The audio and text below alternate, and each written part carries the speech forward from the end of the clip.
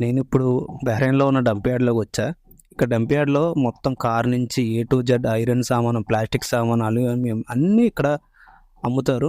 And ఇక్కడ నుంచి వేరే వేరే కంట్రీస్‌కి ఎక్స్‌పోర్ట్ చేస్తారు. ఇందులో ఉన్న ఐరన్ సామాను మొత్తం ఒక కంటైనర్‌లోకి ఎక్కిస్తారు. మ్యాక్సిమం పెద్ద పెద్ద షిప్పుల్లో ఒక 50 కంటైనర్లు అయ్యాక ఐరన్ సామాను మొత్తం ఐరన్ ఫ్యాక్టరీకి పంపించి దాన్ని మళ్ళీ రీక్రియేట్ చేస్తారనమాట. ఐరన్ మొత్తం కరిగిచ్చి దాన్ని మళ్ళీ కొత్త పార్ట్స్‌గా తయారు చేసి అమ్ముతారు. ఎక్కువగా ఇది ఇండియాకి, పాకిస్తాన్‌కి వెళ్తది. ఇక్కడ వర్క్ చేసేవాళ్ళు 80% మంది మన ఇండియన్సే. ఇండియాలో ఏజెంట్ల నుంచి జాబ్స్ ఉన్నాయి ఉన్నాయని చెప్పి తీసుకొస్తారు కదా! వాళ్ళని ఇక్కడే వర్క్ చేపిస్తారనమాట. గుడ్ చాకరీ చేపిస్తారు ఇక్కడ. చూసాను, చాలా కష్టపడాలి. ఐరన్ రాడ్స్ అన్నీ చూసారా, ఇవన్నీ మనకి ఇండియాకి ఎక్స్‌పోర్ట్ అవుతాయి.